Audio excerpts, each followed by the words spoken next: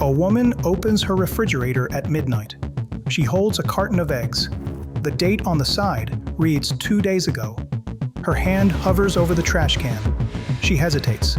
Somewhere in a lab, a food scientist would tell her something that changes everything.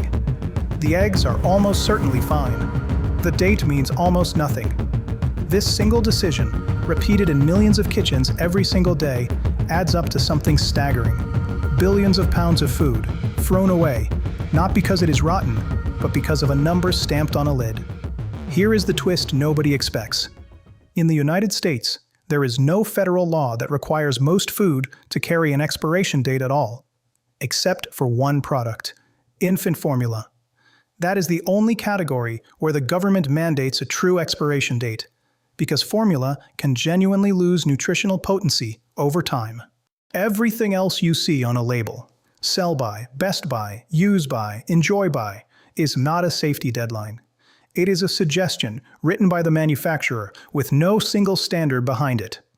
Investigators digging into this discovered something even stranger. The same product, made in the same factory, could carry a completely different date depending on which state it was sold in. Some states demand strict rules, others have none at all. A yogurt considered too old to sell in one city could sit legally on a shelf just across the border. So where did these dates even come from? Rewind to the years after World War II. Supermarkets were exploding across America. For the first time, shoppers were not buying from a butcher or a grocer who knew them by name. They were buying from strangers, off shelves, in silence. Stores needed a system to rotate stock.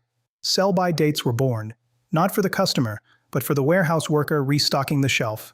Somewhere along the way, shoppers began reading those internal stocking codes as safety warnings. Nobody corrected them, and the confusion only grew.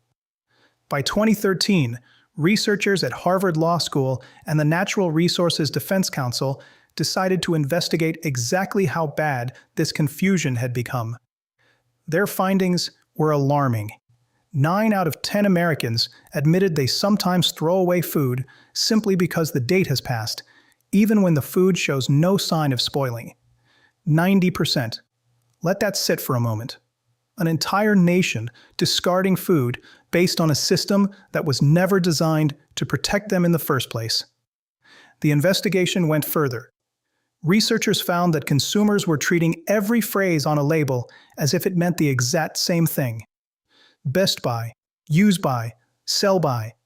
In reality, each phrase was invented separately by different companies with different intentions, and almost none of it was regulated. Best by refers to peak flavor or quality, decided internally by the manufacturer. It has nothing to do with bacteria or danger. A cracker past its best by date will not poison anyone. It might simply taste less crisp. Use by is closer to a real recommendation for quality, still not a hard safety cutoff for most products, though it carries slightly more weight for a narrow group of items, like deli meats or soft cheeses, where bacteria can grow more easily over time. Sell by, as investigators confirmed, is a message meant for the retailer, not the shopper at all. It tells the store when to pull an item from the shelf. It is not a warning that the product becomes dangerous the moment that date passes. Then came the deeper question investigators wanted answered. If none of this is truly regulated, how much food is being lost? The numbers were staggering. Studies estimated that confusion over date labels contributes to billions of dollars in wasted food every single year in the United States alone.